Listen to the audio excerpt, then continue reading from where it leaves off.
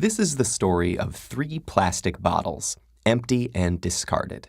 Their journeys are about to diverge, with outcomes that impact nothing less than the fate of the planet.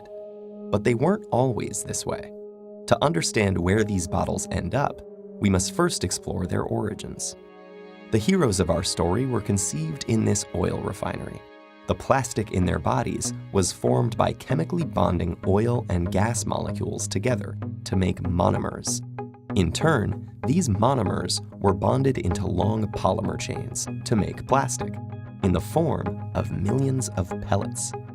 Those were melted at manufacturing plants and reformed in molds to create the resilient material that makes up the triplets' bodies. Machines filled the bottles with sweet, bubbly liquid, and they were then wrapped, shipped, bought, opened, consumed, and unceremoniously discarded. And now here they lie, poised at the edge of the unknown. Bottle 1, like hundreds of millions of tons of his plastic brethren, ends up in a landfill. This huge dump expands each day as more trash comes in and continues to take up space. As plastics sit there being compressed amongst layers of other junk, rainwater flows through the waste and absorbs the water-soluble compounds it contains, and some of those are highly toxic. Together, they create a harmful stew called leachate, which can move into groundwater, soil, and streams, poisoning ecosystems and harming wildlife. It can take Bottle 1 an agonizing 1,000 years to decompose. Bottle 2's journey is stranger, but unfortunately no happier. He floats on a trickle that reaches a stream that flows into a river, and a river that reaches the ocean. After months lost at sea, he's slowly drawn into a massive vortex where trash accumulates, a place known as the Great Pacific Garbage Patch. Here, the ocean's currents have trapped millions of pieces of plastic debris. This is one of 5 plastic-filled gyres in the world's seas, places where the pollutants turn the water into a cloudy plastic soup. Some animals, like seabirds, get entangled in the mess.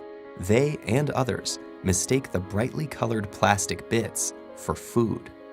Plastic makes them feel full when they're not, so they starve to death and pass the toxins from the plastic up the food chain.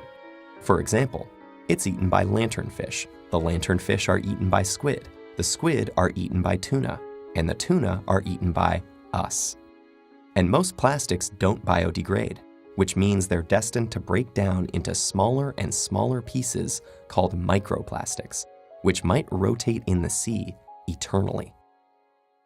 But Bottle 3 is spared the cruel purgatories of his brothers. A truck brings him to a plant where he and his companions are squeezed flat and compressed into a block. Okay, this sounds pretty bad too, but hang in there. It gets better. The blocks are shredded into tiny pieces, which are washed and melted so they become the raw materials that can be used again. As if by magic, Bottle 3 is now ready to be reborn as something completely new. For this bit of plastic with such humble origins, suddenly, the sky is the limit.